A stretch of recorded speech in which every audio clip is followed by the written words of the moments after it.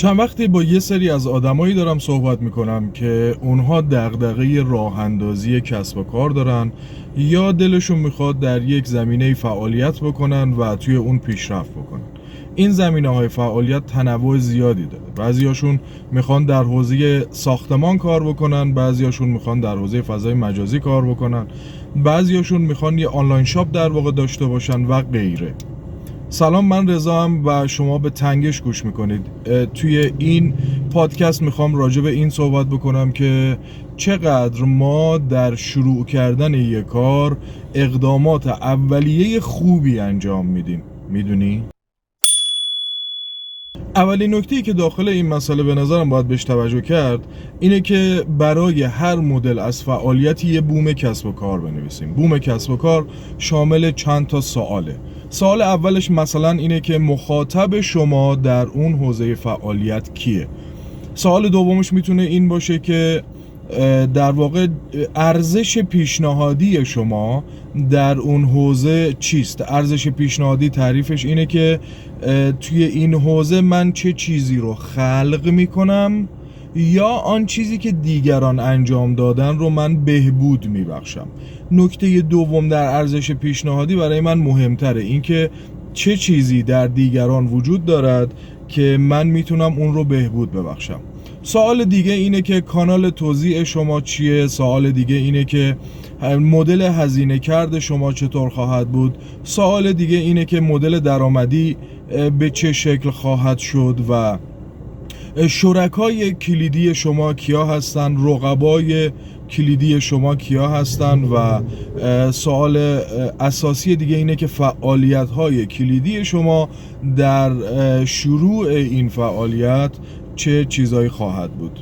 نقطه اشتراک همه ماها در راه اندازی یک فعالیت یا یک جریان یا یک ایده گاهن توی اینه که ما میدونیم که این فعالیت چقدر مهمه و چطوری باید بهش فکر بکنیم، اما ذهنمون به دلیل اینکه مجموعه ای از اطلاعات رو داخل خودش داره یه ذره سختشه اینها رو دسته‌بندی بکنه و مثل یک لوپ توی ذهنمون میچرخه و نمیدونیم واقعا از کجا باید شروع کرد و چه اتفاقی رو باید رقم بزنیم راجبش. اگر توپق میزنم من رو ببخشید، بعد از مدت‌ها برگشتم و اینکه چه اتفاقی افتاد بعداً براتون تعریف میکنم. پس بیایم همه افکار رو فعلا کنار بذاریم، ذهنمون رو خالی بکنیم و شروع بکنیم به نوشتن بوم کسب و کارمون. بوم کسب و کار چیزیه که اکثر در واقع کمپانی های بزرگ در جهان این بوم رو دارن. به طور مثال کوکاکولا، به طور مثال شرکتی مثل بنز، بی ام و غیره، همه اینها یک بوم برای خودشون دارن و در واقع روی این بوم کار میکنن. چند تا نکته اساسی داره این مسئله. نکته اولش اینه که بوم کسب و کار نهایتاً یک صفحه است. حالا میتونه در سایز آچار یا A3 باشه. کاری که بوم برای ما انجام میده علاوه بر این که ذهن ما رو مرتب میکنه، به ما این قدرت رو میده که راجع به کارمون بتونیم در واقع پرزنت خوبی داشته باشیم. اگر ما قرار باشد یک طرح توسعه یا یک طرح اجرایی منظم داشته باشیم یا کسی رو قانع بکنیم که به روی کار ما سرمایه گذاری بکنه یا هر کدوم از این جریانات متشابه، بوم کسب و کار این توانایی رو به ما خواهد داد که در سریع ترین حالت ممکن منظور نظر خودمون و اهداف خودمون رو به طرف مقابلمون در واقع نشون بدیم. آیا حتما بوم نوشتن برای کسب و کار؟ نه، اینطوری نیست. خیلی وقتا یک سری مجموعه پیشرفت هایی که ما میخوایم در یک حوزه داشته باشیم اگر روی کاغذ بیاد و این سالها راجبش پاسخ داده بشه به ما کمک میکنه که بتونیم این اتفاق رو بهتر رقم بزنیم. دوستان خیلی زیادی رو میبینم که در این حوزه دارن فعالیت میکنن و خیلی وقتا پیش رفتن و هی از خودشون میپرسن که چرا فلان مذاکره من جواب نداد، چرا زودتر به اون مسئله فکر نکرده بودم، چرا درآمده اینطوری که باید نبود، چرا این سایت رو زودتر به وجود نیاورده بودم، چرا فلان کاره رو نکرده بودم، و مجبور میشن یک برگشت بزنن و تازه شروع بکنن به نوشتن مقدمات کارشون. ببینید، گاهن پاسخ دادن به سوالهای بوم کسب و کار که توی توضیحات این ویدیو هم براتون سوالهاش رو می نویسم به ما کمک میکنه که اصلا اون کارا رو انجام بدیم یا ندیم. یعنی خیلی وقتا با نوشتن یک بوم ما متوجه این خواهیم شد که اصلا اون کاره در حوزه فعالیت ما ارزش انجام دادن دارد یا ندارد. یعنی میتواند در نقطه صفر یا حتی منفی یک مجموعه فکری یا یک فعالیت برای ما مشخص بکنه که اصلا اون کارا رو انجام بدهم یا ندهم. این خیلی نکته مهمیه. قبلا راجع به این صحبت کرده بودیم که وقت بذاریم و یاد بگیریم. یکی از مهمترین مهارت هایی که ما باید یادش بگیریم نوشتن بوم در حوزه فعالیت خودمونه. توی جریان بوم نوشتن حواستون به یک چیزی باشه، این که شما اجازه توضیح دادن ندارید. شما صرفاً باید تحت قالب کلمات و کاملا خلاصه به سوال پاسخ بدید. به طور مثال اگر در حوزه فعالیت فروش یک کالا مثلا این کالا میتونه یک خوراکی باشه که برای فقط دانشجوها باشه، در پاسخ به این سوال که مخاطب من کیست صرفا شما فقط باید بنویسید دانشجوها. همین، نه عموم مردم، نه اساتید، نه غیره. اوکی؟ پس بوم کسب و کار اجازه توضیح ندارد. خب من کجا میتونم بعداً اینها رو دقیق تر بنویسم؟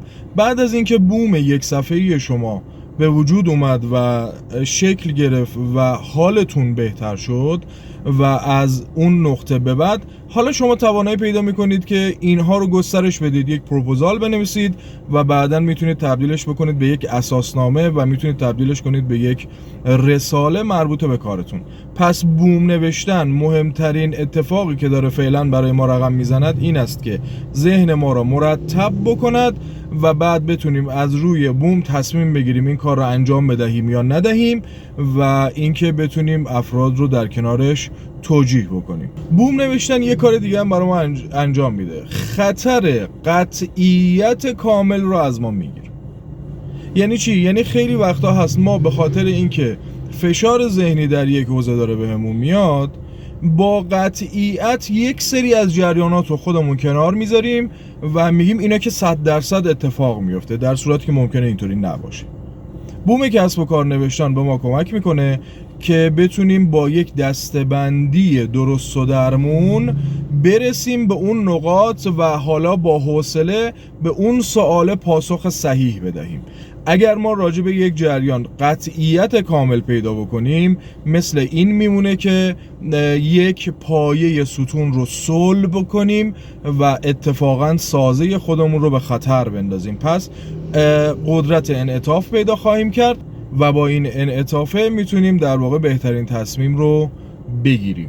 توی صحبت کردن با دوستان چند تا جمله کلیدی هم وجود داشت. یکی از کلیدی ترین سوالات یا جملاتی که افراد میپرسیدن و مطرحش میکردن این بود که من توی همه تصمیم گیری هام مشکل دارم و اشتباه میکنم. علت اصلیش گاهن همینه، اینی که ما توانایی این رو نداشته ایم در اون حوزه شروع بکنیم و بومش رو بنویسیم و سوالات رو جواب بدیم و بعد اینکه این سوالها رو جواب دادیم واقعا به این نتیجه برسیم این کار انجام شدنی است یا نیست. اگر یک کار انجام شدنی نباشد یا شرایط و فعالیت‌های کلیدیش از قبل پیگیری نشده باشه مسلماً به شکست میرسه و این سوال به وجود میاد که چرا من هر کاری میکنم شکست میخورم داخلش. یکی دیگه از فوایدی که بوم کسب و کار نوشتن در توجیه کردن افراد دیگه، حالا چه سازمانی که میخوام به وجود بیارم، چه سرمایه گذار، چه هر کسی قراره تو این فرایند با من همراهی بکنه براش به وجود میاره، اینه که میتونه اعتماد سازی بی‌نظیری به وجود بیاره. یعنی چی؟ یعنی خیلی وقتا ما داخل یک مذاکره، خیلی وقتا داخل یک گفتگو برای اینکه یک سازمان رو به وجود بیاریم، خیلی وقتا در توجیه کردن افراد برای اینکه با ما همکاری داشته باشن، حالا چه حضوری فیزیکی، چه تخصصی، چه ریالی و مالی، ترتیب بیانمون باعث میشه اون آدم اعتماد به ما بکنه و ما حالا راحت‌تر بتونیم موارد و مسائل رو باهاش مطرح بکنیم و به نتیجه برسونیم.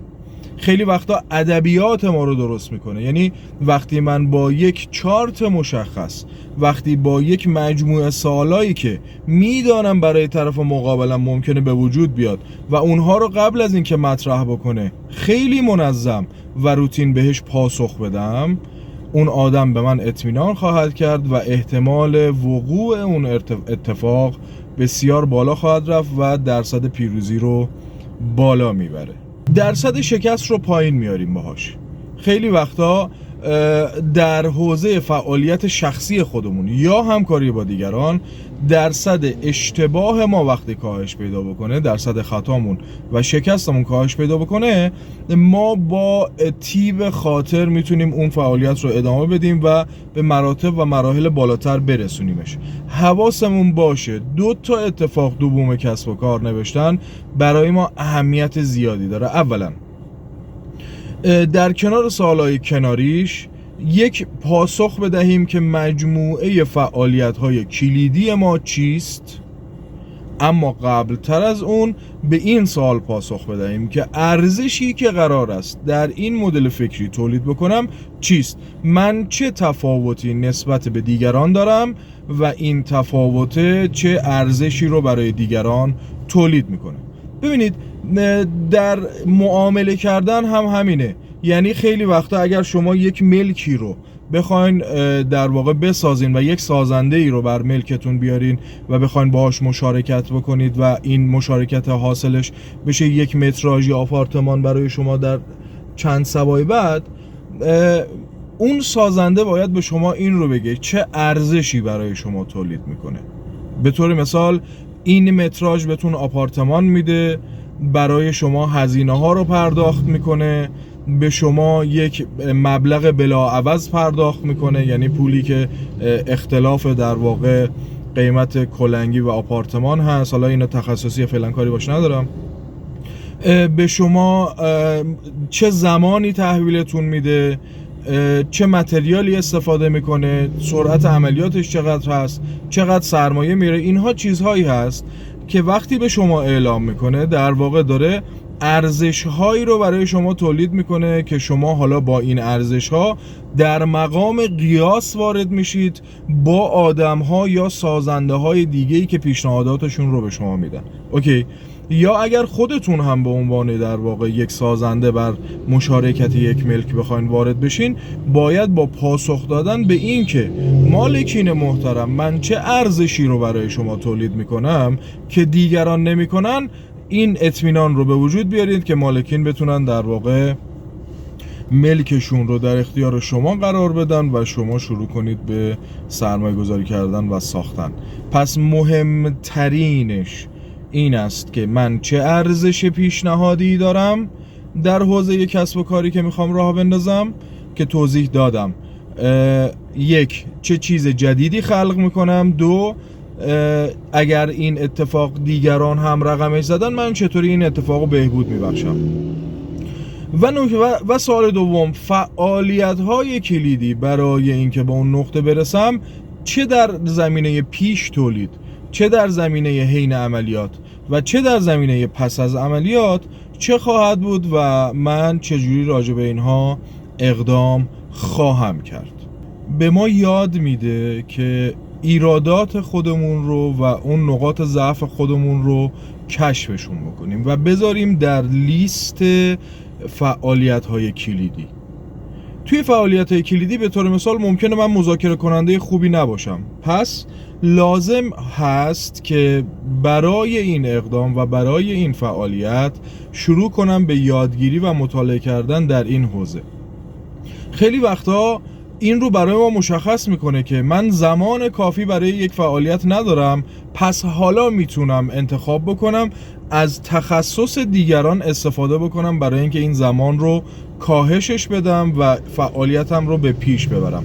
پس یکی از جریانات فعالیت‌های کلیدی شما این خواهد بود که با آدم‌هایی که در یک حوزه متخصص هستن که اون حوزه میتونه به مجموعه فعالیت شما کمک میکنه، لینک و ارتباط برقرار بکنید و اونها بتونن به شما کمک بکنن. کلا هدفمون از این جریان چیه؟ مرتب کردن ذهن و فعالیتمون. این که من اگر فردا صبح بیدار شدم و دوست داشتم به ایده و در واقع کسب و کاری که میخوام راه بندازم فکر بکنم، بدونم از کجا شروع بکنم و در پایان روز چه کاری رو خاتمه بدم. مجموعه همه این نظمی که برای ما اتفاق میفته در صورتی که بوم کسب و کار به ما اثبات بکنه که این فعالیت شدنی هست، به ما کمک میکنه که یک گام به پیش بریم و از مجموعه رنج‌هایی که یک فعالیت داره کاهش بده و ما حال بهتری داشته باشیم و به سمت هدفمون حرکت بکنیم. پس هر کاری داری بذار زمین فعلا و برگرد به نقطه ابتدایی و شروع کن به نوشتن بوم کسب و کارت. شروع کن به پاسخ دادن به سوالا و این سوالا به تو کمک خواهند کرد که حال بهتری داشته باشی، ذهن مرتب تری داشته باشی و در نهایت تنگش میکنیم و پیش میریم. چاکرم.